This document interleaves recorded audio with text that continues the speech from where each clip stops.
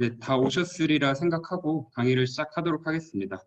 일단 강의를 시작하기 전에 제가 여러분들께 좀 책을 책을 파는 게 아니라 책에 대해 좀 소개를 드려야 될 것 같아요. 네, 간단한 조크였습니다.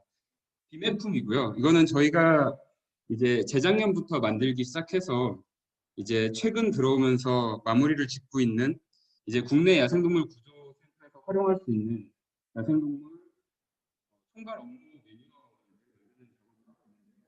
이거는 구조에 관한 업무를 담은 저번 주에 진행했었죠. 구조 교육. 그다음에 오늘 방금 전에 신다혜 선생님이 하셨던 관리에 대한 업무를 담고 있는 매뉴얼이고요. 그리고 저 다음에 강의를 하실 선생님께서 말씀할 방생에 대한 매뉴얼입니다. 그리고 최근에 이제 치료에 대한 매뉴얼도 그렇게 한데 모은 매뉴얼을 저희가 이렇게 책으로 현재 만들어 놓은 상태입니다. 네, 잘 보이시나요? 두께가 어마어마하죠. 아마도 이제 국내에서 야생동물 보호센터라는 그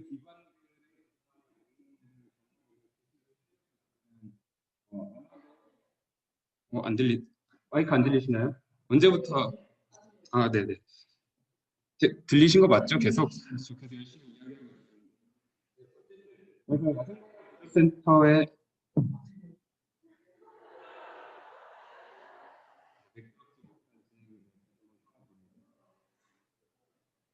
네, 어쨌든 지금 이 책에 대해서 소개 드리는 이유는요. 여러분들이 지금까지 강의를 들으셨던 내용 전반적인 것들이 대부분 이 책에 실려 있거든요. 그래서 저희가 이 책을 환경부와 함께 아마도 이제 공동으로 이름을 써서 책을 발간하게 될 것 같고요. 그렇게 발간된 책은 여러분들께 무료로 여러 가지 쉬운 경로를 통해서 보실 수 있도록 조치를 취할 예정이니까요. 꼭 나중에 기회 되시면 참고하셔서 읽어봐 주시고 또 업무를 이어나가시는 데 도움이 되셨으면 좋겠다는 마음에 잠깐 소개를 드렸습니다. 네, 네, 다시 인사드리겠습니다. 저는 충남야생동물구조센터의 김봉균 재활관리사라고 하고요. 여러분들께는 충청남도 내에서 발생했던 야생동물의 조난 실태와 그 원인을 분석한 결과에 대해서 말씀을 드리고자 이 자리에 서게 됐습니다. 일단 야생동물이 처한 조난 실태를 추적하고 그 원인을 분석하는 데 있어서 가장 주요한 역할을 수행해야 할 기관은 다름 아닌 야생동물 구조센터거든요. 또 야생동물 구조센터에 준하는 여러 치료기관도 해당이 되겠죠. 조난당한 야생동물을 접수받는 것 자체가 관련한 자료를 축적할 수 있는 바로 내가 동물을 구조하고 치료하고 방생하는 과정이 이 동물이 어떤 원인에 의해서 사고를 당했는지 알 수 있는 연결이 되는 바로 그런 장점을 지녔기 때문인데요. 반면에 자료를 축적하면서 필연적으로 발생할 수밖에 없는 오류도 있습니다. 이거를 인지하는 게 굉장히 중요하고요. 또 활용함에 있어서 구조센터가 갖는 장점과 단점을 함께 두루 고려할 수 있어야 할 것 같고요. 예컨대 대부분의 야생동물 구조센터는 운영 방식이 각자 상이합니다. 그리고 또 그 운영 방식에 따라서 자료가 축적됨에 있어서 경향성이라는 게 발생할 수밖에 없는데요. 여기에서 나오는 오류를 우리는 꼭 인지를 하고 있어야 됩니다. 충남 야생동물 구조센터의 경우 매일 오후 6시까지만 구조 신고 접수를 받습니다. 그러니까 6시 이후에 걸려오는 전화는 저희한테 연결 자체가 안 돼요. 그렇게 되면 다음 날 업무를 개시하면서 다시 그분들한테 연락해서 이제 밀린 일을 처리하거나 하는데 그 시간의 공백 동안 동물이 이미 폐사를 했거나 신고자가 그 동물을 이제 구조할 의사가 없어졌거나 연락이 닿지 않거나 하는 등의 이유로 실제 사고는 발생했지만 구조센터로 접수가 안 되는 경우들이 분명히 발생을 합니다. 이렇게 된다는 건 뭘 의미하냐면 그 시간에 주로 발생하는 사고라면 구조센터와 같은 곳에 접수될 가능성이 떨어진다는 거예요. 어떤 말인지 아시겠죠? 그리고 야생동물구조센터는 대부분이 이미 폐사한 동물의 사체는 접수받지 않습니다. 대부분 뭐 여러 가지 이유가 있겠지만 대부분 받지 않아요. 그렇다는 건 뭐냐면 사고 발생으로 인해서 매우 쉽게 폐사에 이를 수 있는 심각한 손상을 일으킬 수 있는 사고는 상대적으로 야생에서 발생하는 수준에 비해서 야생동물 구조센터로 접수될 가능성이 낮아진다는 걸 뜻합니다. 그렇기 때문에 나중에 이렇게 자료를 추적하고 빈도를 확인해 봤더니 이 원인은 이렇게 높은데 이 원인은 이렇게 낮네? 그럼 이건 별로 심각하지 않다. 무조건 이렇게 단정 지어서는 안 된다는 이야기입니다. 꼭 기억을 하셔야 될 내용이고요. 비슷한 맥락으로 이제 경향성의 오류라는 거는 야생동물 구조센터의 운영 방식에 따른 오류가 발생할 수도 있지만 그거 외에 동물들이 갖는 생태적인 특징이나 그 동물에게 사고를 일으키는 원인이 갖는 특징에 따라서도 오류가 충분히 발생할 수 있습니다. 또 예를 들면 건물 유리창에 충돌하는 사고랑 방음벽에 충돌하는 사고가 있어요. 이 두 가지 사고는 유리창이라는 구조물이 갖는 성질, 투명하거나 반사를 일으키는 이 성질로 인해서 조류의 충돌을 야기한다는 점에서는 똑같죠. 근데 이 두 가지가 실제 야생에서 발생하는 빈도에 야생동물 구조센터에 접수되는 빈도에 상관관계에 있어서 살펴보면 똑같이 비례할까요? 네, 그렇지 않을 가능성이 높습니다. 왜냐하면 건물에 부딪히는 건 대체로 건물이라는 것들이 어디 있죠? 사람들이 살아가는 거주지 내에 있습니다. 유동 인구가 많아요. 건물에 충돌하고 난 뒤에 쓰러져 있는 동물은 누군가에 의해서 발견되고 신고로 이루어지고 구조가 행해질 가능성이 상대적으로 높습니다. 그럼 방음벽은 어떠할까요? 방음벽은 큰 도로에 이제 갓길에 주로 건설이 되어 있고 그런 곳은 사람의 왕래가 잦지 않을 가능성이 굉장히 높죠. 그렇다면 발견될 가능성 자체가 적어집니다. 이건 역시 마찬가지로 자료가 축적되지 않을 가능성이 높아지는 것으로 귀결이 되고요. 그래서 우리는 이런 여러 가지 것들에 대한 이제 특징과 상황에 따른 변수에 의해서 자료가 축적됨에 있어서 오류가 발생할 수도 있구나라는 걸 꼭 인지를 한 채 이 자료를 활용할 수 있어야 됩니다. 이와 같은 한계와 오류가 있음을 감안하고도 구조센터에서 얻을 수 있는 야생동물에 관련한 조난에 대한 자료는 매우 중요한 가치를 띌 수밖에 없는데요. 최근 국회 환경노동위원회 소속의 국회의원이 야생동물 구조센터에 관련한 자료 제출을 요구한 적도 있고요. 물론 그렇게 자료를 제출을 요구받아서 그것을 입법 혹은 의정 활동에 어떻게 활용했는지까지는 이제 유의미한 결과로 도출을 해냈는지까지는 모르겠지만 어쨌든 국회에서 야생동물이 처한 실태에 대해 궁금해한다는 것 자체가 굉장히 고무적인 일이죠. 네, 또 그런 일도 있었고 또 국립생태원과 같은 연구기관에서 저희에게 자료를 요청해서 해당 자료를 토대로 실제로 현장에서 해당 원인에 의해 얼마나 심각한 위험에 처해 있는지를 규명하는 연구를 진행하기도 했습니다. 이제 유리창 충돌이나 농수로에 고립되는 사고가 대표적인 예였고요. 이런 과정을 통해서 야생동물을 보호할 수 있는 대책을 수립하기 위한 입법, 연구 활동을 할 수 있지 않을까 하는 기대를 가질 수 있게 됐습니다. 이번 야생동물 조난 실태와 원인을 분석함에 있어서 기본 자료로 활용한 것은요. 2011년부터 2019년까지 충남 야생동물 구조센터에 접수된 9,034개체의 조난 야생동물 자료인데요. 이를 우선 강 단위로 분류해서 살펴보면요. 조류가 과반을 훌쩍 넘는 것을 확인하실 수가 있습니다. 이어서 포유류, 파충류, 양서류가 해당했는데 관련한 데이터는 뒤에서 계속해서 제가 설명을 좀 드릴 수 있을 것 같으니까 네, 넘어가도록 하겠습니다. 네, 앞서 보여드린 자료를 토대로 다음과 같은 분석을 진행했는데요. 첫 번째는 각 분류군 또 그에 따른 종별 발생 빈도를 살펴봤고요. 다음으로는 국내 법정보호제도, 천연기념물과 멸종위기 야생생물이겠죠. 법정보호 여부에 따른 발생 빈도도 한번 살펴봤습니다. 그리고 시기에 따른 분석도 진행을 해봤고요. 또 그렇게 들어온 동물들이 결과적으로 어떻게 되었는지 그 결과도 한번 살펴보겠습니다. 또 마지막으로는 각각의 조난 원인이 끼친 심각성을 파악하고자 분류군별 상위 빈도를 기록한 원인을 파악하고 분석을 실시했습니다. 그러니까 분류군별로 상위 빈도를 기록했다는 게 조류한테는 어떤 원인이 위협을 가했는가, 포유류에게는 어떤 원인이 위협적이었는가 이거를 분석했다는 이야기예요. 네, 그래프를 보시면 일단 그래프를 보시면서 가장 눈에 띄는 점은 2011년부터 2019년까지 해가 지나면 지날수록 구조되는 야생동물의 접수 빈도가 지속적으로 그것도 매우 가파른 상승세로 증가하고 있다는 것을 확인하실 수 있는데요.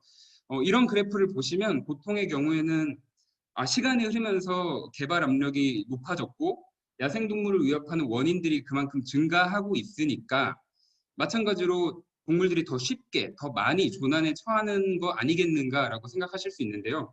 네, 물론 그럴 수 있습니다만 저희 센터에서는 그것과 마찬가지로 다른 이유 역시 존재할 거라고 보고 있고요. 대표적으로 야생동물의 생존권을 비롯해서 이제 우리가 함께 살아가야 한다는 어떤 공존의 필요성, 당위성 이런 것들이 사회 전반에 확산되면서 사회적인 분위기가 많이 환기되고 있고요. 또 이런 결과로 인해서 야생동물들이 조난에 처해 있으면 그들에게 도움을 주고자 하는 실질적인 행동이 발현되는 이런 긍정적인 영향이 있을 거라고 저희는 판단하고 있고요. 또 국내 여러 야생동물 구조센터가 개소 후에 운영을 이어오면서 많은 사람들에게 기관의 존재 자체와 기관이 하는 일 이런 것들이 많이 알려졌죠. 그러면서 여기에 신고하면 이 동물들에게 도움을 줄 수 있어라는 인식이 자리 잡았고 실질적으로 그게 또 행동으로 발현되는 그런 결과로 이어지지 않았을까. 그러면서 구조 빈도가 늘어나지 않았을까 하는 생각도 하고 있습니다. 긍정적인 변화죠. 그렇지만 저희는 너무 힘듭니다. 이렇게 구조 빈도가 많이 늘어나면 솔직히 말씀드리면 진짜 너무 힘들어요. 네, 사담이었고요. 이제 또 그래프를 살펴보시면 아시겠지만 일반적으로 이 초록색이 파충류랑 양서류인데요. 다른 연도에는 초록색이 거의 없는 걸 확인하실 수 있습니다. 실제로 야생동물 구조센터를 운영해 보시면 아시겠지만 파충류와 양서류가 접수되는 빈도는 그렇게 높지 않습니다. 그런데 특이성이 있죠. 지금 2011년과 2013년도를 보면 파충류의 접수 빈도가 다른 연도에 비해서 상대적으로 말도 안 되게 높게 나오는 걸 확인하실 수 있는데요. 이거는 접수 빈도, 그러니까 개체 수는 많이 들어온 게 맞지만 엄밀하게 말하면 한 건이에요. 한 건. 이게 무슨 얘기냐면 이 해당 연도에 경찰이 불법적으로 뱀을 포획해 사육하고 있는 건강원을 급습하면서 그곳에 있던 뱀을 몰수했습니다. 그리고 그 몰수한 뱀을 어떻게 좀 처리해 주세요라고 저희 센터에 던져놓고 가셨죠. 네, 그 과정에서 몰수된 개체를 인수받다 보니까 이렇게 많은 개체 수가 늘어난 건데 이건 사실 성격으로 보면 약간 한 건에 가까운 그래서 나중에 여러 가지 결과를 분석함에 있어서 파충류와 양서류의 결과는 배제한 채 이야기를 하는 경우가 많습니다. 왜냐하면 분석이라고 말하기에 그 데이터가 그렇게 많지 않다고 데이터가 그렇게 많지 않다고 판단했기 때문이고요. 그래서 대부분은 조류와 포유류를 위주로 제가 설명을 드릴 예정입니다. 네, 그리고 각 분류군을 조금 더 세분화해서 종별로 살펴본 결과인데요. 우선 조류의 경우에는 이제 10년 정도 저희가 운영을 하면서 약 150여 종이 접수가 됐습니다. 그리고 150여 종 중에 상위 빈도를 차지한 종이 바로 이 친구들인데요. 첫 번째는 흰뺨 검둥오리, 641개체로 전체 조난 야생 조류의 11.3%에 해당했습니다. 그 다음에 황조롱이 554개체로 9.8%에 해당했고요. 수리부엉이 432개체로 7.6개체, 7.6%에 해당했습니다. 그 밖에 같이 소쩍새, 솔부엉이 순으로 이어졌고요.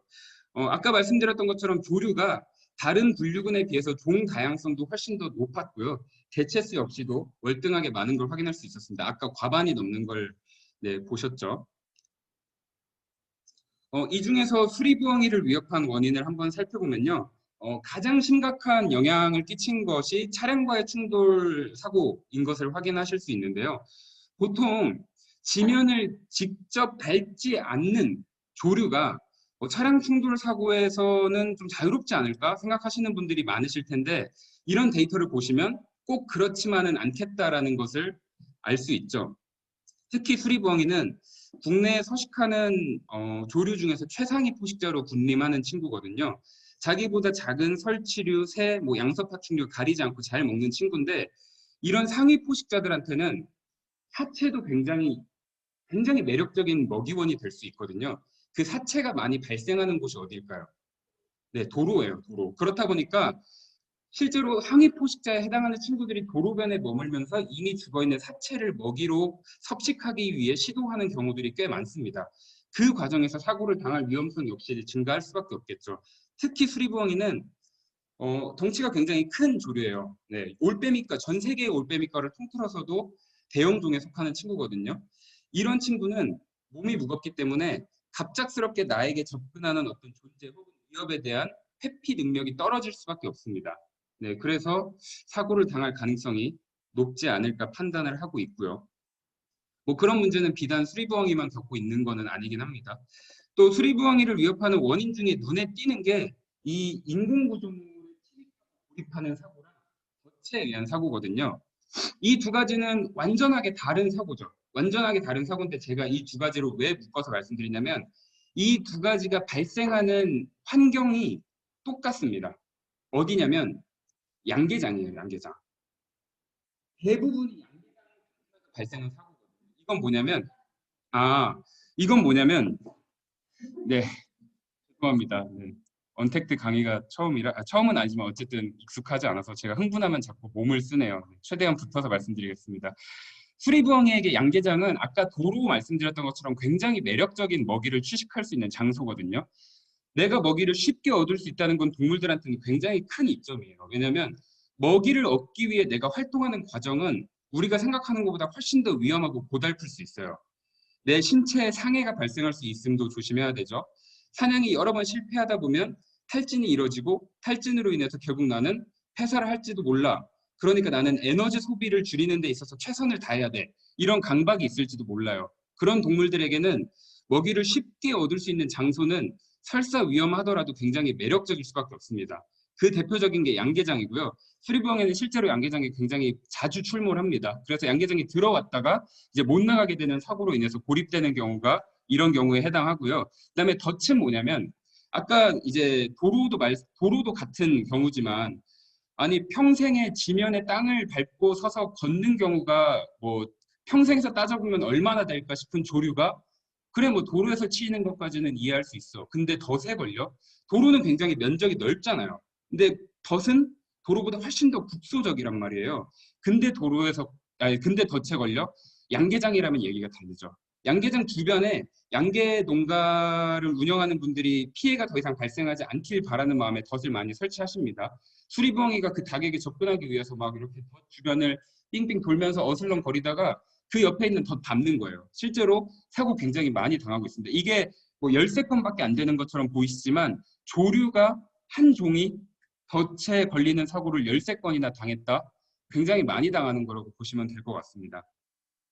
일단 수리부엉이는 이런 특이성을 지니고 있고요.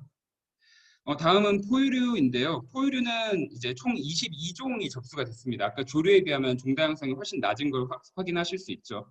고라니가 1954개체로 전체 조난 야생 포유류의 67% 과반을 넘다 못해 훌쩍 뛰어나는 것을 확인하실 수 있습니다.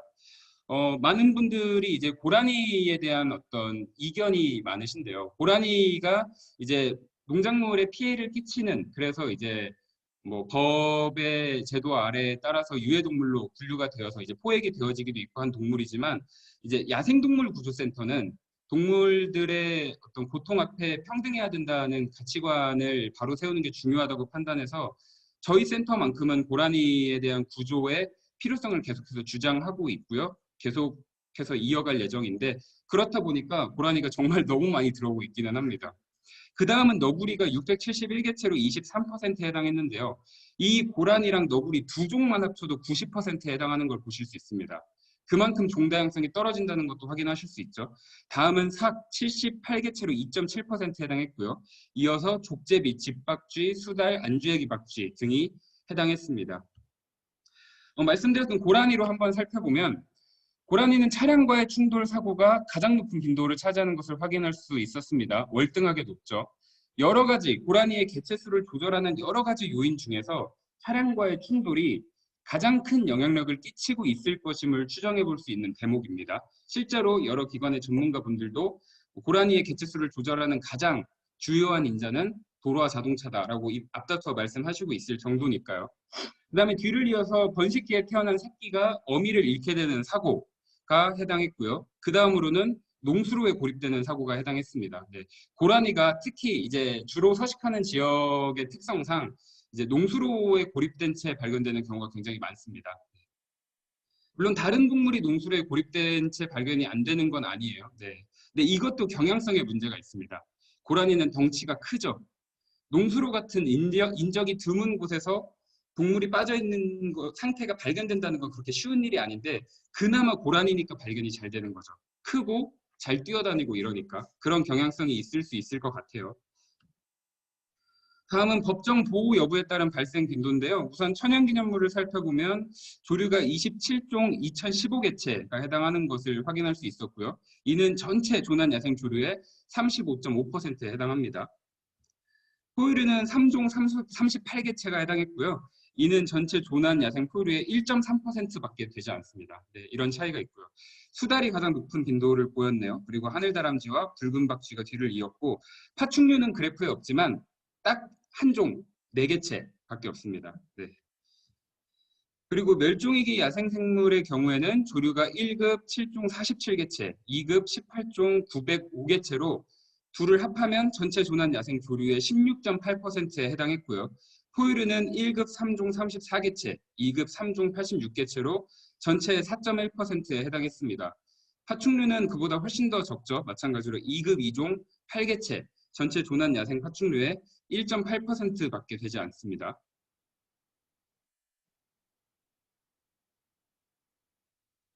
네, 다음은 시기에 따른 조난 발생 빈도를 분석한 결과인데요. 해당 분석을 통해서 야생동물의 생활사 중 어느 시점에 주로 사고에 노출되는가, 어떤 시점에 동물들이 사고를 당하는 경우가 많이 발생하는가, 그 경향성을 살피고자 한 게 주요한 목적이었고요. 그래프를 보시면 4월부터 조난 발생이 급격하게 증가하는 것을 확인할 수가 있습니다. 그리고 5월, 6월을 지나면서 최고점에 다다르고 9월까지 가파르게 감소한 다음에 다시 다음해 4월까지 완만한 수준을 유지하는 것을 확인할 수가 있죠. 여기 계신 분들 중에 거의 대부분의 분들이 예상하실 수 있는 이유일 텐데요. 이 시기가 정확하게 대부분의 야생동물이 번식기를 거치는 그 시기와 맞물린다는 것을 확인할 수가 있었습니다. 이 시기에 태어난 새끼동물의 구조 발생 빈도가 증가하기 때문인데요. 당연하게도 그해 태어난 새끼동물들은 매우 연약하고 또 신체적으로나 정신적으로나 경험적으로나 성숙하지 못하기 때문에 위험에 대한 인지나 회피 능력이 떨어질 수밖에 없습니다. 사고에 그만큼 취약하죠. 이처럼 새끼동물 구조 발생 빈도가 빈번해지면서 야생동물 구조센터에 접수되는 빈도도 이런 유형으로 증가하는 것을 또 감소하는 것을 확인하실 수가 있을 거고요. 네, 다음은 접수된 야생동물의 최종 결과를 분석한 자료인데요. 치료가 끝나서 자연으로 돌아간 동물이 38.1%에 해당하는 것을 확인할 수 있었고요. 이거는 충남야생동물구조센터의 기준입니다. 충남야생동물구조센터의 2011년부터 2019년까지의 기준이고요. 치료와 관리 중 폐사한 동물이 14.7%, 그리고 안락사된 동물이 20.5%, 그리고 접수될 당시부터 이미 폐사했던 동물은 12.6%, 그리고 DOA라고 해서요. 접수된 지 만 하루 이내에 폐사한 동물들을 저희가 DOA라고 설정을 하고 있는데 이 동물들이 13.2%에 해당했습니다. 보통 이 결과를 보여드리면 야생동물 구조센터의 역량을 평가하는 데 있어서 방생률을 주로 많이 보게 되실 텐데요. 당연하게도 방생률이 중요합니다. 방생률 중요해요. 근데 방생률은 필연적으로 다른 항목에 의해서 영향을 받을 수밖에 없죠. 그렇죠? 안락사가 증가하면 방생률은 감소하겠죠. 이런 필연적인 상관관계가 있을 수밖에 없습니다. 그래서 우리는 이 결과와 더불어서 이제 실질 방생률이라는 걸 한 번 더 계산을 하게 됩니다. 실질 방생률이라는 건 뭐냐면 조금 전에 보셨던 항목에서 폐사체랑 DOA라는 항목을 제외한 상태로 다시 비율을 확인하는 거예요. 그러니까 폐사체나 만 하루 이내에 폐사한 동물은 사실상 치료 행위를 아예 적용할 수 없었거나 적용했더라도 매우 제한적으로밖에 제공할 수 없었던 중증의 동물들이 주로 해당할 거거든요. 이런 경우는 사실 그 기관의 물론 굉장히 심각하게 들어온 동물을 잘 살리는 것도 역량의 평가에 들어갈 수 있겠지만 어쨌든 정말 너무 살리기 어려운 동물이라면 역량을 평가하는 데 있어서 오히려 방해 요소가 될 수도 있다. 저희는 이렇게 판단을 하고 있어요. 그래서 그 두 가지 항목을 제외하고 다시 계산을 해보면 방생률이 51.4%로 좀 증가하는 걸 확인하실 수 있죠. 마찬가지로 안락사율도 27.6%로 증가합니다. 폐사율 19.8%로 역시 증가하죠. 야생동물 구조센터의 운영 방식이나 뭐 역량을 평가함에 있어서 아까 말씀드렸듯이 방생률을 주로 가장 주요하게 살펴보시는데요. 하지만 그것만이 전부가 되어서는 안 됩니다. 절대로. 방생률을 평가함에 있어서는 안락사율과 폐사율을 함께 보셔야 돼요. 그리고 이 세 가지 항목이 각각 어느 정도 비율을 차지하는지 이것을 반드시 보셔야 됩니다. 방생률은 높은데 안락사율이 엄청나게 높아요. 그러면 방생이 불가능할지도 몰라라고 판단되는 동물은 굉장히 적극적으로 안락사를 하고 있겠구나. 뭐 이런 평가를 내릴 수 있겠죠. 그래서 반드시 방생률뿐만 아니라 다른 항목까지 함께 보고 평가해야 그 기관이 동물들을 어떻게 관리하고 치료하는지 그 역량을 적절하게 평가하실 수가 있습니다. 많은 분들이 안락사나 폐사율에 대한 어떤 관심을 좀 놓치고 계신 경우가 있는 것 같아서 강조해서 말씀드려봤고요. 또 잠깐 사담을 드리자면 이 폐사율 있죠. 충남 야생동물 구조센터의 10년 동안의 폐사율은 전국의 야생동물 구조센터에서 가장 낮습니다. 네, 방생률이 가장 높진 않아요. 하지만 폐사율이 가장 낮거든요. 저희는 그걸 굉장히 자랑스러운 수치로 여기고 있어요. 그래서 그런 수치를 유지하기 위해서 노력을 계속해서 할 예정이고요. 네, 다음은 이번 교육에서 가장 중요한 부분인 조난 원인에 따른 분석 결과를 말씀드릴 차례인데요. 일단 결과를 말씀드리기 전에 저희 센터가 접수된 개체의 조난 원인을 평가함에 있어서 그 기준과 근거를 어떻게 활용하고 있는지에 대해서 설명을 드려야 될 것 같아요. 각각의 원인을 평가함에 있어서 그 기준과 근거가 명확하지 않으면 어떤 원인을 선택해야 될지 굉장히 어려운 상황이 발생할 겁니다. 예를 들면 A라는 시점에 이런 사고가 났는데 이렇게 판단했을 때는 이 원인인 것 같아라고 설정을 했어요. 그리고 몇 달이 지나서 B라는 시점에 정말 비슷한 원인이 발생했는데 그때 생각해 보니까 다른 건 것 같아. 그래서 서로 다른 원인을 설정하면 나중에 봤을 때 이 결정이 과연 객관적으로 기준과 근거에 따라서 설정한 것인가 의심하지 않을 수가 없잖아요. 이런 데이터는 신뢰하기가 어렵습니다. 그래서 우리가 쌓고 있는 데이터가 축적되어서 양질의 자료로 활용되기를 바라신다면 조난 원인을 설정할 때 그 기준과 근거를 굉장히 명확하게 설정하고 객관성과 통일성을 유지하기 위해 노력하실 필요가 있습니다. 몇 가지만 좀 설명을 드려보면요. 우선 어미를 잃은 새끼동물에 대한 이야기를 좀 해볼 수 있을 것 같은데 새끼동물이 어미를 잃고 구조센터에 미아가 된 채로 접수가 된다는 게 엄밀히 말해서 조난 원인일까요? 저희는 그렇게 생각 안 해요, 솔직히. 이건 원인이 아니라 사실은 결과에 가까워요.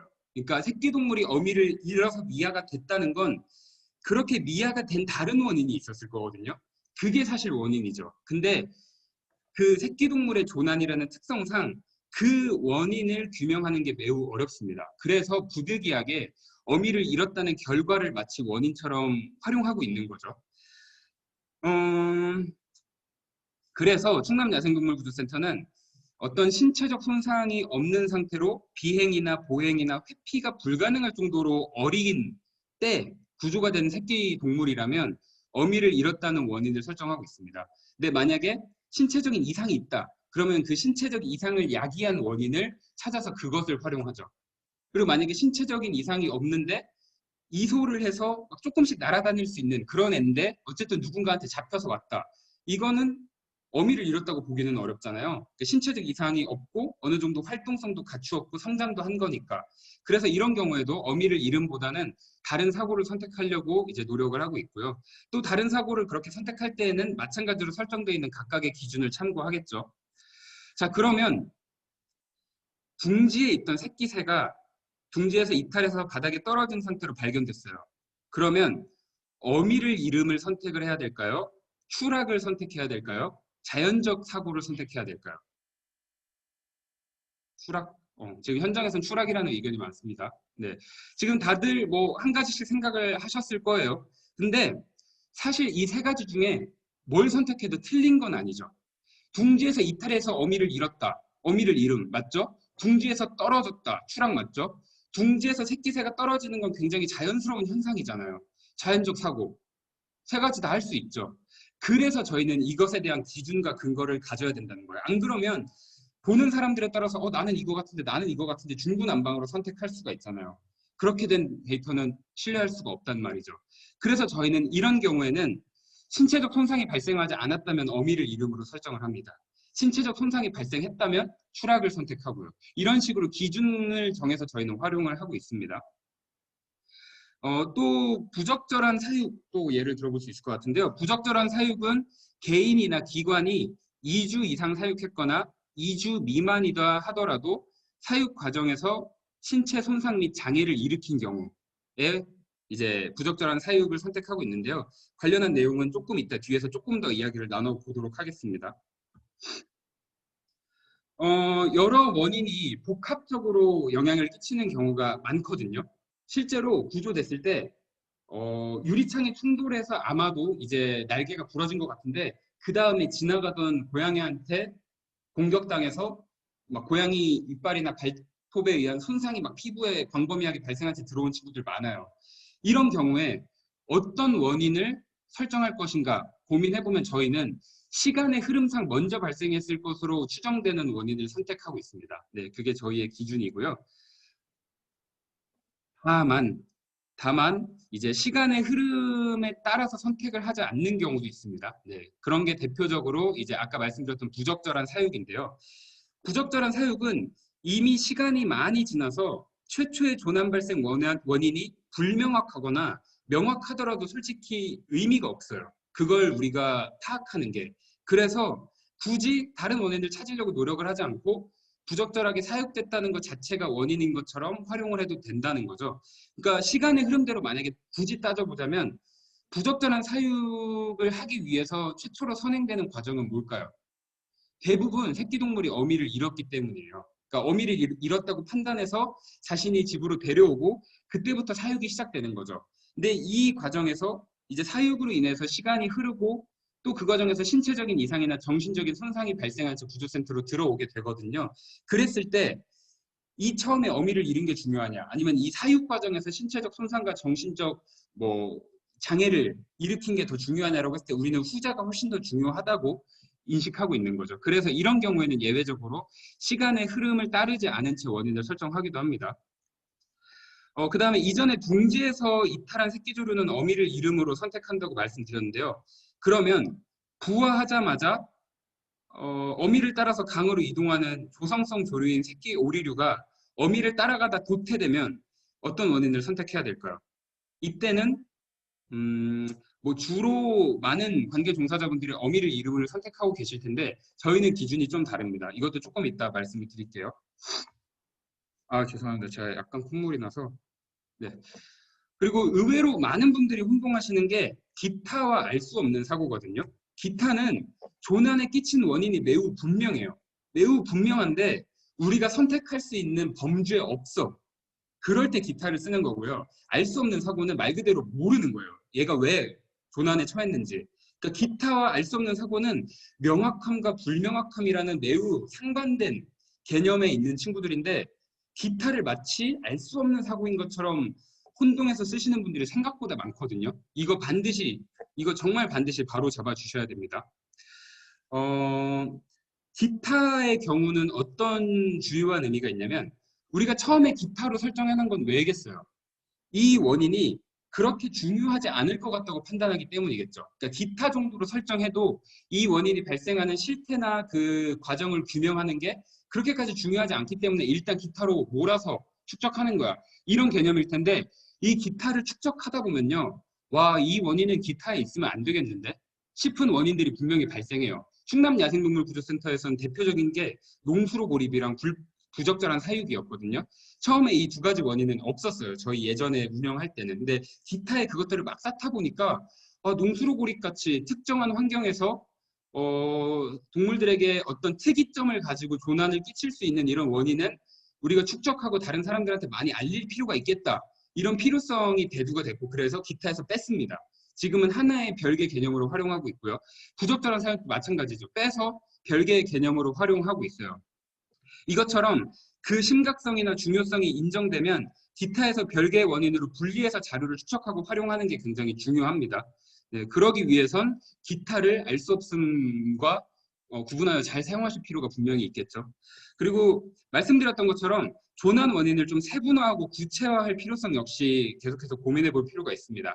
아까 말씀하셨던 것처럼 농수로 고립 같은 것도 있지만 제가 이따 말씀드릴 건데 야생조류의 인공구조물 충돌에 대해서도 세분화를 할 필요가 있지 않을까 하는 고민을 좀 해볼 필요가 있을 것 같아요. 그치만 기존의 자료를 수정하거나 변경하는 거는 사실 좀 조심스러워 해야 되는 게 맞긴 해요. 왜냐하면 기존의 자료를 수정한다는 건 그동안 우리가 축적한 자료를 불특정 다수한테 공유해 왔을 거 아니에요. 그 공유한 내용을 우리가 스스로 부정하는 거랑 같은 결과로 이어질 수가 있거든요. 그러니까 우리가 왜 이 우리가 이 축적한 자료를 왜 이 시점에 변경했는지 그 타당한 이유를 모든 분들한테 전달하고 공유할 수 있으면 좋은데 그럴 수가 없잖아요. 그러니까 외부에서 받아보시는 분들은 이때 자료는 이랬는데 이때 자료는 왜 이래? 왜 달라? 여기 제대로 안 하나 본데? 이렇게 오해하실 수가 있죠. 그래서 정말 필요한 경우가 아니라면 자료를 수정하는 건 최대한 보수적으로 할 필요도 있고 또 많은 분들과 충분한 상의를 통해 하셔야 됩니다. 내가 생각했을 땐 이거 아닌데 바꿔 하고 바꾸면 그거는 마찬가지로 신뢰할 수 있는 자료라고 할 수가 없어요. 아무리 많은 국민을 혼자 했다고 하더라도. 그래서 반드시 각 기관은 지금 제가 말씀드린 이런 기준들이 모든 기관에서 사용해야 된다라는 절대적인 기준이 아니에요. 절대. 이건 저희 나름대로 직원들과 토론을 통해서 만들어 놓고 설정해 놓은 기준이기 때문에 각각의 기관에서는 각 기관 종사자분들이 마찬가지로 모여서 하나의 원인을 두고 근거를 어떻게 마련하고 설정할 것인가를 충분히 논의하셔서 그걸 객관적으로 계속해서 통일성 있게 활용하시면 됩니다. 네, 꼭 그런 과정을 거치셨으면 좋겠고요. 다음은 분류군별로 조난에 따른 발생 빈도를 분석한 결과인데요. 조류는 어미를 잃은 새끼동물의 조난이 가장 높은 빈도를 기록하는 것을 확인할 수가 있었습니다. 뒤이어서 유리창이나 방음벽, 전선과 같은 구조물에 충돌하는 인공구조물 충돌이 이제 높은 걸 확인할 수가 있었고요. 또 아까 수리부원이 말씀드렸던 것처럼 차량과의 충돌 사고 역시 조류가 자유롭지 못하다는 걸 이 대목에서도 확인하실 수가 있습니다. 그다음에 포유류는 차량과의 충돌 사고가 압도적인 것을 확인하실 수가 있죠. 뒤이어서 어미를 잃는 사고, 또 기생충 중감염이 굉장히 높은 걸 확인하실 수가 있습니다. 이 원인들 중에 이제 상위 빈도를 차지한 몇 가지를 좀 살펴보도록 할 건데요. 우선 가장 높은 빈도를 기록한 어미를 잃은 새끼동물의 조난에 대해서 살펴보면 조류는 4월부터 증가해서 5월, 6월, 7월에 집중되는 것을 확인할 수가 있고요. 이는 대부분 야생 조류가 번식기를 거치면서 새끼동물의 개체수가 일단 증가하죠. 네, 개체수가 증가하죠. 그리고 이 증가한 개체들이 이소 그리고 분산하는 과정에서 사고에 쉽게 노출된다는 것과 밀접한 관련이 있다고 추정해 볼 수 있을 것 같습니다. 어미를 잃은 채 접수되는 새끼동물 중에 상당수는 사실 구조를 하지 않아도 되는 상황에서 어미를 잃었다고 오인해서 구조하는 납치가 차지한다는 게 주요한 특징인데요. 이러한 불필요한 구조는 사실 대중이 야생동물의 생태적 특성이나 각 종이 가지는 번식 전략에 대한 이해가 부족한 상태에서 이제 객관적인 평가를 하지 못해서 발생하는 경우가 대부분일 거거든요. 이것은 관련한 내용이 담긴 교육을 또 홍보를 적극적으로 수행함으로써 이제 줄여나갈 수 있을 것이라고 기대하고 있기 때문에 대중에 대한 교육을 실시하는 것이 굉장히 중요할 것으로 야생동물 구조센터에서 할 수 있는 역할이라고 평가해 볼 수 있을 것 같습니다. 네, 다음은 포유류인데요. 포유류도 역시 5월에서 7월에 걸쳐 큰 폭으로 증가하는 것을 확인할 수가 있고요. 아까 조류도 마찬가지지만 각 월에 따라서, 그러니까 시기에 따라서 주로 구조되는 새끼동물의 종이 달라지는 것도 좀 확인할 수가 있거든요. 삭은 주로 4월에 구조되고요. 그리고 너구리는 5월, 6월에 걸쳐 구조되고 고라니는 6월, 7월에 걸쳐 구조됩니다. 물론 플러스 마이너스가 좀 있지만 정말로 그러한 경향성을 띠거든요. 이런 것을 토대로 우리는 무엇을 알 수 있냐면 실제 야생에서 해당 종이 새끼를 낳고 길러내는 주요한 시기가 언제인지를 확인할 수 있죠. 물론 100% 맞진 않지만 이 결과를 토대로 가설을 세우고 야생에서 실제로 연구를 통해 그것을 증명해 볼 수 있을 것 같아요. 네, 다음은 차량과의 충돌 사고인데요. 먼저 조류를 살펴보면 5월에서 9월에 이제 상대적으로 높은 수준을 보이는 걸 확인할 수 있고요. 이는 앞서 말씀드렸던 원인과 마찬가지로 그해 태어났던 어린 개체들의 사고가 이제 빈번하게 발생하는 것과 관련이 있는 것을 확인할 수가 있습니다. 차량 충돌 사고는 다른 원인들에 비해서 경향성의 오류 발생, 제가 아까 교육 초기에 말씀드렸죠. 경향성의 오류 발생 가능성이 굉장히 높거든요. 어떤 점이 있냐면 일단 환경의 문제, 그 시점의 문제가 있죠. 도로니까 누군가에 의해서 관찰될 가능성이 높지 않아요. 그리고 대낮보다는 이제 해가 떨어지는 어슴푸레한 시점부터 해가 뜨기 전까지 많이 발생하기 때문에 마찬가지로 관찰될 가능성이 그렇게 높지 않죠. 그래서 실제로 발생하는 것보다 자료가 축적될 가능성이 낮은 편에 속합니다. 근데 이것뿐만은 아니에요. 차량 충돌 사고는 기본적으로 동물의 신체에 굉장히 강한 물리적 충격을 일으키거든요. 이 물리적 충격은 대체로 몸집이 작은 동물일수록 더 쉽게 빠르게 폐사에 이르게 합니다. 그럴 수밖에 없어요. 결국에 살아있는 동물만 접수받는 특성상 사고 발생으로 인해서 쉽게 폐사할 가능성이 높다면 결과적으로 자료를 축적되지 않을 가능성이 높습니다. 작은 동물들이 그래요. 네, 작은 동물들이 그렇습니다. 그리고 설사 살아 있었다 하더라도 큰 동물보다 작은 동물일수록 쉽게 폐사에 이르거나 다른 포식자에 의해서 분해되어 사라질 가능성이 높아요. 마찬가지로 축적되지 않을 가능성이 높은 이유 중에 하나겠죠. 또 이제 조류에 한해서 경향성을 보자면 포유류는 이렇게 지면을 밟고 가다 치이죠. 그러면 이제 동물의 크기나 뭐 속도나 환경에 따라 다르겠지만 대체로 어떻게 되냐면 치이고 구르죠. 지면과 마찰을 일으키면서 멀어져요. 차량에서. 그렇죠? 그렇기 때문에 멀리 못 갑니다. 근데 조류는 거의 대부분은 지면을 밟고 있다기보다는 지나가다가 혹은 지면에서 날아가려고 하다가 부딪히기 때문에 지면에 발이 닿아 있지 않은 상황이에요. 타점이 높거든요. 그러면 멀리 튕겨 나갑니다. 도로 바깥으로, 가드레일 바깥으로, 뭐 갓길로, 풀숲으로 이런 데로 튕겨 나가요. 관찰되지 않은 가능성이 포유류보다 상대적으로 더 높죠. 네, 자료 축적 가능성도 낮을 수밖에 없는 이유이기도 합니다. 네, 다음은 차량 충돌 사고가 포유류한테 가하는 영향인데요.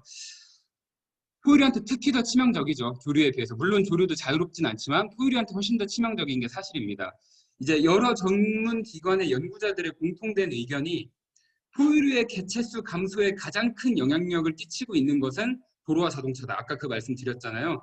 네, 그렇게 평가받고 있을 정도니까 굉장히 심각한 원인이라고 네, 생각하시면 될 것 같습니다. 포유류는 4월에서 6월, 그 다음에 10월에서 12월에 증가하는 걸 확인할 수 있는데 이것은 이제 당에 태어난 새끼들의 이제 성장에 따른 활동성을 넓혀가는 과정, 그리고 나아가서 분산을 하는 과정, 그리고 성체들이 번식기를 거치면서 행동권을 더 많이 가져가는 특성, 이런 것들과 주요한 연관성이 있을 것이라고 네, 합리적으로 추정해 볼 수 있을 것 같습니다.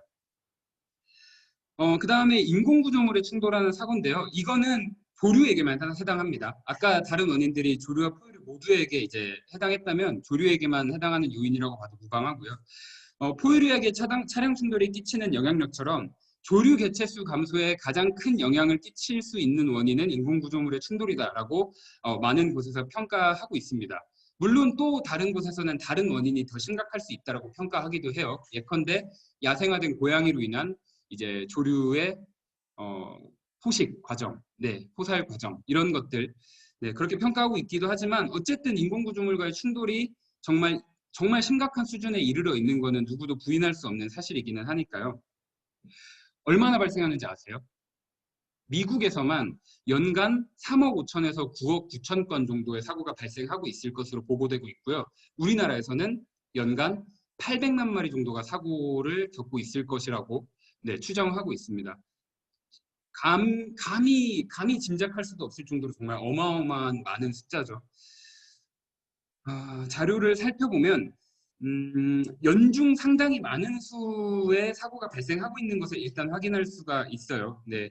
그럼에도 불구하고 역시 많이 발생하는 때를 찾아보자면 이제 번식기랑 맞물리는 4월에서 이제 7월, 8월 이때까지가 많이 발생하는 것을 확인할 수 있고요. 아까 말씀드렸던 것과 마찬가지로 그에 태어난 어린 친구들이 사고를 많이 당해서 들어와요. 이 시기에. 그다음에 이거는 이제 황조롱이의 방사선 사진인데요. 우리가 흔히 엑스레이라고 부르는 이 두 가지 사진을 통해 우리가 좀 비교를 해볼 점이 있는데 표시된 부분을 보시면 이쪽 사진 여러분들 입장에서 오른쪽이죠? 네, 오른쪽에 있는 사진은 이제 왼쪽 날개에 이제 요척골이 부러진 것을 확인할 수가 있죠. 네, 그다음에 왼쪽에 있는 사진은 이쪽에 오회골 그리고 쇄골 이쪽이 부딪혀서 부러진 거를 확인할 수가 있어요. 이게 전부 다 어딘가에 부딪히는 사고를 겪었을 때 신체적인 손상이 발생하는 경향을 대표적으로 보여주는 거거든요. 이걸 토대로 우리가 인공구조물 사고가 좀 세분화할 필요가 있지 않을까 하는 고민을 해볼 수가 있다는 걸 설명드리기 위해서인데, 조류가 대표적으로 부딪히는 게 유리창이랑 전깃줄이에요. 대표적으로. 물론 다른 많은 곳에도 부딪힙니다. 근데 대표적인 게 유리창과 전깃줄이라고 하면 이쪽이 전깃줄이고요. 저쪽이 유리창이에요. 그러니까 전깃줄은 충돌했을 때 신체에 굉장히 좁은 면적에 부딪히는 경우가 많습니다. 그래서 이런 식으로 국소적인 손상을 일으키는 경우가 많아요. 근데 유리창 충돌은 평면 구조물에 부딪히는 거기 때문에 일단 정면, 몸의 정면이 부딪히는 경우가 굉장히 많고요. 또 범위도 꽤 광범위합니다. 주로 안면부랑 이 가슴 쪽이 손상을 많이 겪거든요. 그래서 가슴 쪽에 지금 이쪽 목과 이 가슴을 구성하는, 그리고 날개까지 이어지는 이 쇄골과 오해골이라는 구조물이 지금 무너져 내린 거예요. 충돌로 인해서. 자, 그러면 이 두 사고가, 전선에 부딪히는 사고랑 유리창에 부딪히는 사고랑 부딪힌다는 충돌로 인해서 신체에 물리적인 손상을 일으킨다. 이건 똑같죠. 그 다음에 나머지는 똑같은 게 뭐가 있을까요? 없어요. 그 다음에 똑같은 게 없어요. 그 다음에 이 둘을 한데 엮어서 이야기할 만한 공통점이 사실 별로 없습니다. 충돌한다는 거 외에는 이렇게 충돌을 일으켜서 신체에 손상을 일으키는 경향도 다르죠. 부딪히는 이유도 다르죠. 많은 점이 달라요. 그래서 우리는 인공구조물의 충돌이라는 좀 큰 개념을 세분화해서 뭐 유리창과 방음벽 충돌, 그다음에 전기줄 충돌, 전기줄 혹은 기타 충돌, 이런 식으로 좀 구분해 볼 필요가 있지 않을까? 이런 생각을 저는 요즘에 좀 하고 있어요. 하지만 이것도 마찬가지로 제가 마음대로 바꾸고 구분할 수 있는 게 아니라 많은 관계 종사자분들의 동의를 구해야 얻어야 할 수 있는, 네, 결정이겠죠. 이어서 인공구조물에 침입해서 고립되는 사고에 대해서 말씀드리면 5월에서 7월 달에 매우 높은 빈도로 증가하는 걸 확인할 수 있는데, 이것도 마찬가지로 번식기겠구나라고 생각하시죠. 근데 그러면 번식기랑 정말 연관이 있다면 이렇게가 아니라 이 큰 폭넓게 큰, 얘는 너무 특정 시기에 국수적으로만 빵 하고 발생하는 것을 확인할 수가 있어요. 이건 왜 그런 거냐면 아까 제가 말씀드렸죠. 알에서 부화하자마자 어미를 따라서 강가로 이동하는 조성성 조류인 새끼 오리들. 저희는 이 친구들이 도심지에서 어미를 따라가다가 더 이상 따라가지 못하고 도태됐을 때 이 원인을 많이 설정하고 있기 때문이에요. 이게 그래서 빵 하고 증가하는 겁니다. 이 시기에 그 친구들이 여행을 많이 하기 때문에. 저희가 왜 이걸 선택했냐면, 보통 인공구조물에 침입하고 고립한다고 하면 많은 분들이 조금 국소적인 생각을 하세요. 그러니까 인공구조물, 건물 이렇게 생각하시죠. 근데 저희는 인공구조물이 딱 그 밀폐된 건물만이라고 생각하지 않거든요. 도심지에 있는 여러 가지 것들, 도로, 중앙분리대, 가드레일이 중앙분리대인가? 네. 그리고 뭐 보도블럭, 집수정, 뭐 여러 가지 것들, 도심지에 질비하게 널려 있는 어떠한 구조물들이 저희는 모두 크게 넓게 봤을 때 인공 구조물일 거라고 판단하고 있고요. 더 넓게 봐서는 이런 인공 구조물들로 구성된 도심지까지도 인공 구조물에 속할 수 있다라고 저희는 보고 있어요. 그래서 개방되어 있더라도 도심지에서 구조물에 의해서 더 이상 이동을 못하고 어미를 따라가지 못해서 도태된 상태로 발견되는 새끼 오리들이라면 저희는 어미를 잃은 게 그 구조물들로 인해서 고립되면서 어미를 잃은 거다라고 판단을 하는 거죠. 네, 어떤 말씀인지, 어떤 얘기인지 아시겠죠? 그래서 저희는 이렇게 설정을 하고 있고 이런 그래프의 경향성이 나타나는 것을 확인할 수가 있었습니다. 네, 다음은 기생충에 감염되어서 조난에 처하는 경우인데요. 이거는 물론 이제 야생동물이 기생충에 감염된다는 거는 필연적인 일이에요. 필연적인. 그 정도는 다를 수 있지만 누구든지 기생충을 가지고 있거든요. 사실 저도 가지고 있을걸요. 네. 누구든지 가지고 있습니다. 하지만 그 정도가 너무 심각해서 구조가 필요할 정도로 조난에 처해 있는 경우는 사실 또 그렇게까지 다양하진 않을 거예요. 근데 한 가지 케이스에는 너무 많이 구조 빈도가 높게 나타나는 걸 확인할 수가 있습니다. 기생충, 구조센터에 들어오는 기생충 감염 사례의 대표적인 건 개선충이라는 기생충에 감염된 너구리가 독보적이에요. 네, 진짜 너무 많이 들어오고 있습니다. 지금 지금 저희 충남 야생동물 구조센터에만 개선충에 감염되어서 구조된 너구리가 한 20여 마리 되나요? 네, 한 20여 마리 됩니다. 네, 네, 네. 저희 직원들이 노고가 많습니다. 네, 일단 이 외부 기생충인 개선충은 동물 피부에 기생하면서 불을 타고 들어가 살거든요.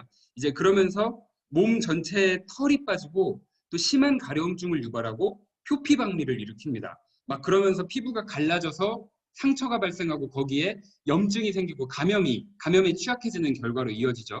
그리고 일단 너무 가렵기 때문에 정상적인 생활을 이어나가지를 못해요. 정상적인 생활이라고 하면 뭐 체온을 알맞게 유지하는 거, 뭐 주어진 환경을 이용하는 거, 먹이를 알맞게 취식하고 섭식하는 거, 이런 모든 것들을 정상적으로 이어가지 못해요. 점점 도태되고 도태되죠.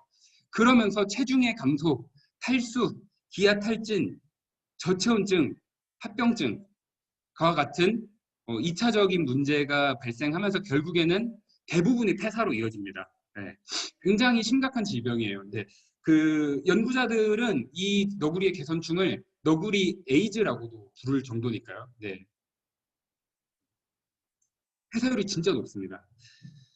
일단 너구리가 특히 이 기생충 감염에 취약한데 이거는 너구리가 가진 생태적인 특성이 이제 크게 한몫할 것으로 보이고요. 너구리는 기본적으로 가족 단위 생활을 하죠.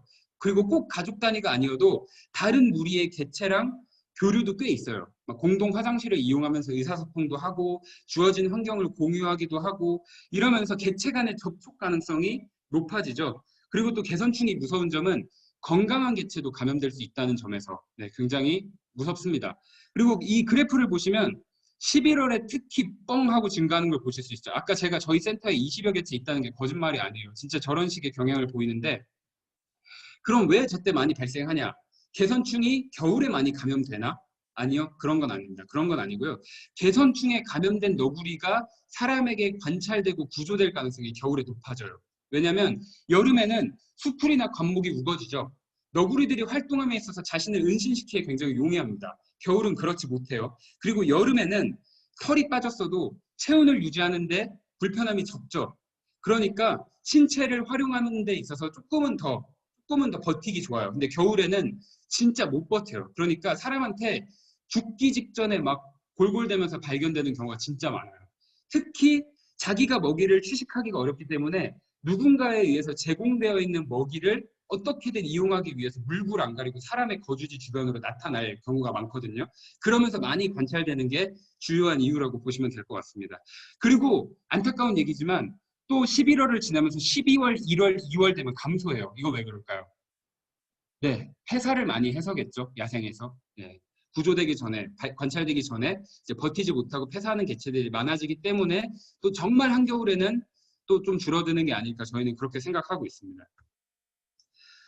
그다음에 마지막으로 덫이나 총기를 이용한 포획 과정에서 발생하는 사고를 분석한 결과인데요. 먼저 조류는 총기 사고가 덫에 의한 사고보다 더 많은 걸 확인할 수가 있고요. 당연하게도 총기 사고는 총기의 사용이 부분적이나마 허가가 내려지는 겨울철에 더 많이 발생하는 것을 확인할 수가 있었습니다. 아까 수리부엉이 보셨다시피 조류가 덫에 걸리는 사고도 꽤 발생하는데 안타까운 점은 이 덫에 걸리는 사고들 다 합치면 아까 수리부엉이 개가 다 차지할 거예요. 거의 다. 물론 예외도 있습니다. 저희 외가리언나 백로류 뭐 이렇게 덫에 걸려서 온 애도 있기는 했어요. 대부분은 수리부엉이었습니다. 포유류는 조류와 달리 덫에 의한 사고가 총기로 인한 사고가 조금 더 빈번하게 발생하는 것을 확인할 수 있었고요. 또 겨울철에 증가하는 총기 사고와 달리 덫에 의한 사고는 이제 연중 계절 영향을 받지 않고 이제 발생하고 있음을 또 확인할 수가 있었습니다. 다만 이 총기나 덫을 이용한 포획 사고의 경우 대부분이 불법 행위거든요. 대부분이. 그렇기 때문에 음지에서 행해지고 있고 또 인적이 드문 야생동물의 서식지 내부에서 이제 일어나고 있는 일이라는 사고라는 걸 감안한다면 실제로 야생에서 발생하는 것보다 구조센터로 접수되기까지의 가능성이 그 간극이 매우 크지 않을까 하는 그런 생각을 해보고 있습니다. 네, 다음은 제가 오늘 여러분들께 말씀드릴 분석과 관련한 내용을 한데 요약한 자료니까요. 저 강의 끝나고 이제 잠깐 쉬시는 동안에 뭐 한번 그냥 쓱 훑어보시면 제가 했던 이야기가 한 번 더 이제 상기되면서 기억에 남지 않으실까 네, 기대해 봅니다. 일단 제가 오늘 말씀드린 자료들은요, 해당 자료를 통해 분석한 이제 결과일지라도 이건 어디까지나 기초 자료에 불과합니다. 기초 자료. 분석을 했지만 그럼에도 불구하고 기초 자료예요. 그러니까 이 야생동물을 위협하는 여러 가지 원인들의 어떤 것들이 있고 그 각각의 심각성이 어떠한지를 규명하는 수준인 거죠. 그러니까 우리는 이 자료를 통해서 보다 많은 영역에 있는 사람들이 야생동물이 처한 현실을 깨닫고 관심을 가져주기를 희망하는 거거든요. 그래서 그 관심이 모아지면 각각의 원인에 따른 저감 대책을 논의할 수 있는 사회적인 분위기가 형성될 거고 그 논의에 따른 실제 저감 대책을 만들 수 있는 기회가 주어질 거라고 생각하고 있기 때문에 저희 충남 야생동물 구조센터는 계속해서 이제 야생동물을 이제 구조하고 치료하고 관리하면서 축적한 여러 가지 데이터를 여러분들께 여러 방법을 통해서 공유해드릴 예정이고요. 저희의 이러한 노력과 목소리가 더 많은 사람들에게 닿아서 야생동물들을 위해 연구하고 또 그들을 위해 실천하고 변화를 일으킬 수 있는 그런 사회가 만들어지기를 계속해서 이 자리에서 노력하면서 바라보도록 하겠습니다. 네, 이것으로 야생동물 조난 실태와 원인 분석에 대한 교육을 마치도록 하겠습니다. 네, 감사드리고요. 관련한 질문 있으시면 받도록 하겠습니다.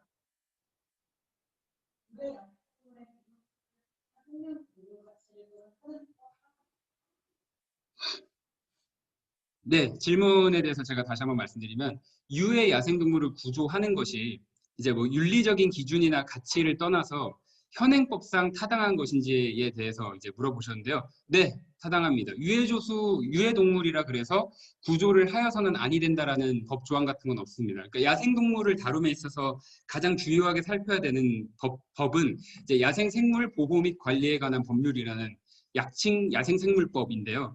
이런 법령을 살펴보면 유해동물에 대한 여러 가지 법 조항이 있긴 있습니다. 하지만 유해동물을 이제 구제함에 있어서 어떤 기준으로 어떻게 수렵장을 개설할 것인가, 또 그런 것들을 제대로 지키지 않았을 때 어떤 처벌을 할 것인가, 이런 법령이 있지 유해동물의 조난에 처했을 때 구조하여서는 아니 된다, 이런 법조항은 없습니다. 구조하셔도 됩니다. 네.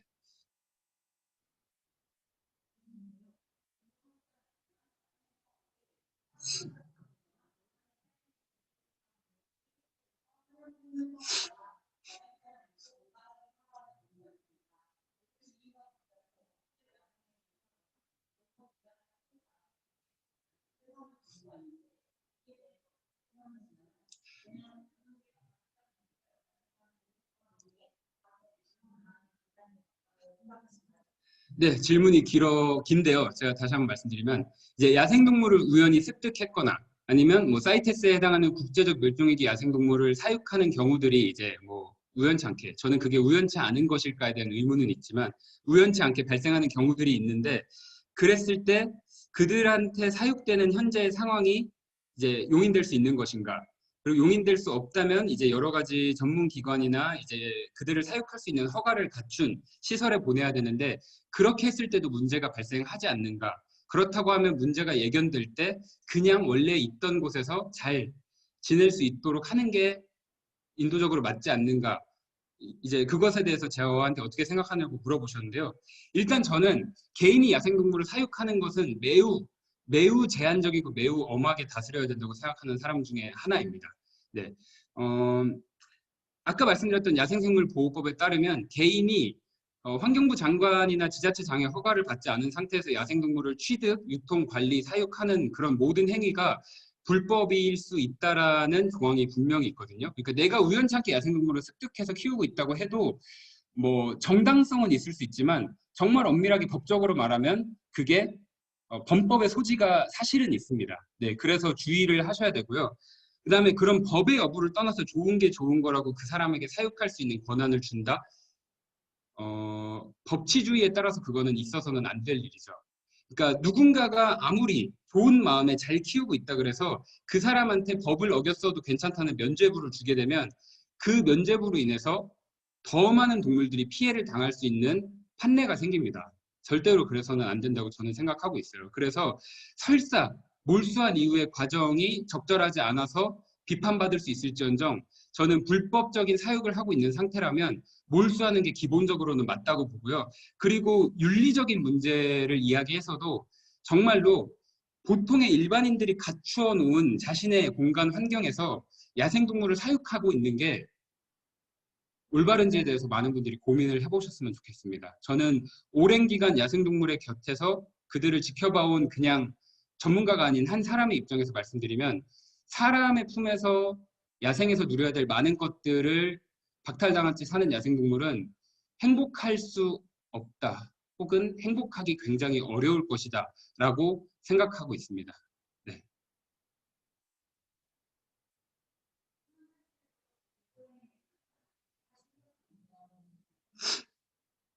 네, 일단 길고양이에 의한 야생 조류의 이제 포살 행위가 이제 뭐 심각한 수준일까요? 이렇게 말씀하셨는데, 네, 굉장히 심각한 수준일 거라고 저는 생각하고 있습니다. 말씀드리기 매우 조심스러워요. 워낙 민감한 이슈라서. 근데 굉장히 많이 발생하고 있을 거라고 보고 있고요.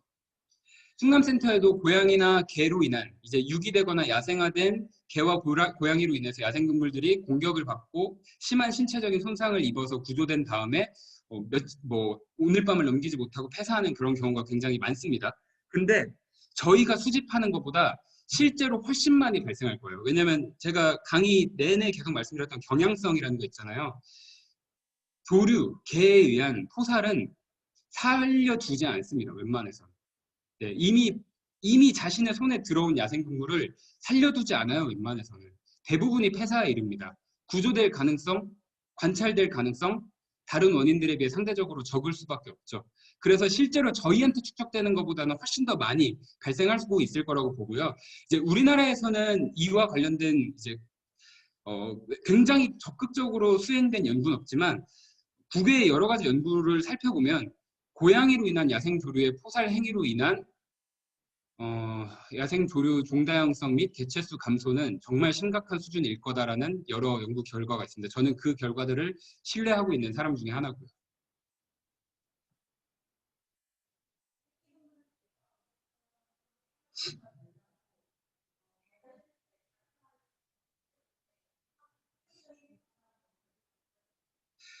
어, 꽤 어렵습니다. 그러니까 저희는 그 상황을 인지했을 때 그분에게 찾아가서 당신이 지금 사육하고 있는 게 뭐 부적절하거나 범법의 소지가 있으니 더 이상 사육을 하지 말고 저희와 같은 기관에 인계하셔야 됩니다.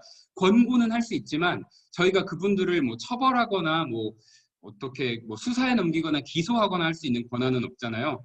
그래서 그런 경우에는 그 관할을 이제 담당하고 있는 담당 공무원과 함께 동행을 해야 됩니다. 그래서 사법적인 처리가 가능할 수 있음을 인지시킨 다음에 이제 압수 혹은 권유에 따른 이제 인계를 받죠.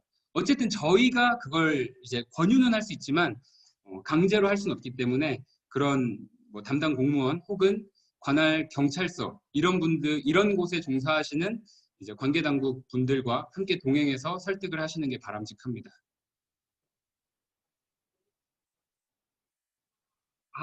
아유 죄송합니다. 네.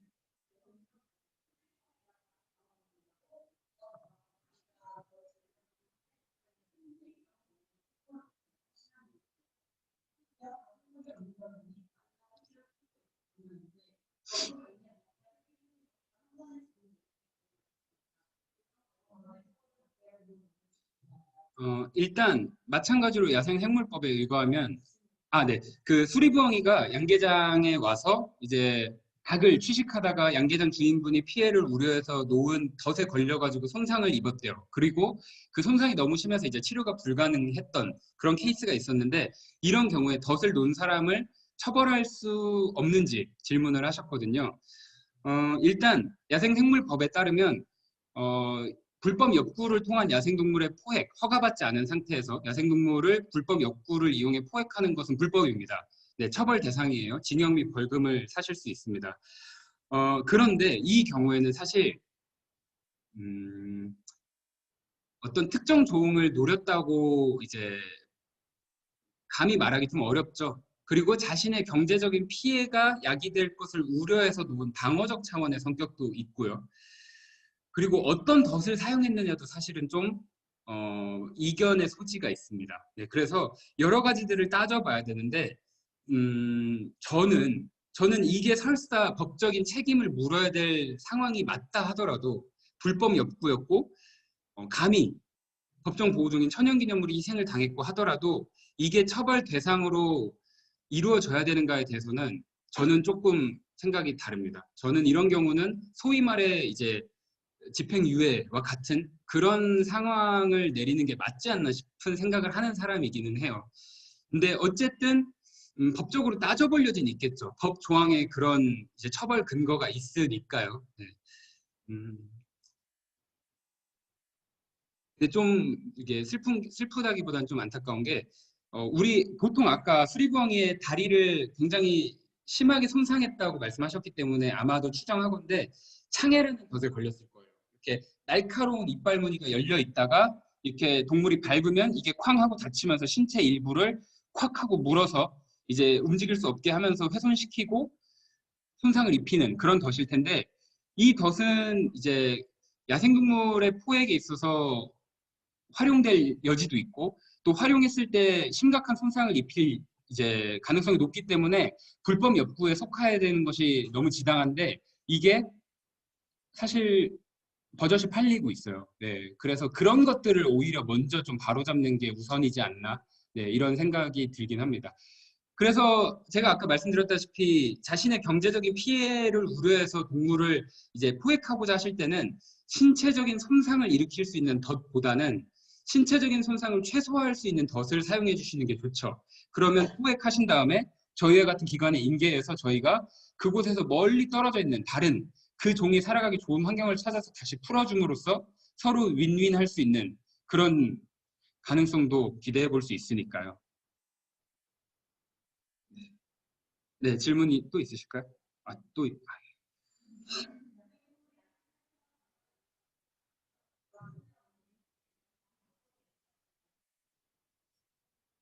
네, 일단 보통 이제, 네. 그 어떤 질문이었냐면, 국제적 멸종위기 종이나 외래종, 그러니까 우리나라에 자생하지 않는 소위 뭐 전시 목적을 위해, 사육 목적을 위해 들여온 외래 동물들이 이제 유기 혹은 탈출해서 야생화되었을 때 그렇게 신고된 동물은 야생동물 구조센터에서 어떻게 대응하시는지 물어보셨고요. 일단 저희가 구조할 대상이 아니긴 합니다. 그러니까 외래종이나 국제적 멸종위기 야생동물은 야생동물 구조센터가 아니라 지방유역환경청에서 관할을 하고 있는 업무거든요. 그래서 일단은 저희가 구조해야 될 대상들은 아니어서 1차적으로 저희는 이제 환경청에 연락을 해보시는 게 좋을 것 같다라고 하는데 환경청에서도 뾰족한 수가 없을 겁니다. 왜냐하면 그들을 구조해서 계류시킬 수 있는 공간이 없어요. 그러니까 뭐 국제적 멸종위기종 외래동물에 이제 유기된 그 상태에 구조된 동물을 이제 편한 좋은 공간에서 사육할 수 있는 생츄어리 같은 게 없거든요. 아직까지는. 물론 짓기 위해서 많은 관계기관 분들의 전문가들이 노력하고 계시긴 합니다만 아직은 좀 그게 미흡합니다. 그래서 둘 곳이 없기 때문에 저희가 직접 대응은 안 하지만 만약에 환경청에서 우리가 일단 이 친구 구조했는데 다른데 뭐 이첩하거나 어떻게 보낼 수 있는 곳을 혹은 다음에 어떻게 처리할지 결정할 수 있을 때까지 구조센터에서 좀 돌봐주세요라고 부탁을 하고 저희한테 맡기면 저희가 받아서 이렇게 계류를 시키는 경우들이 있긴 합니다. 네, 어쨌든 적극적으로 저희가 현장에 나와서 구조를 하진 않습니다.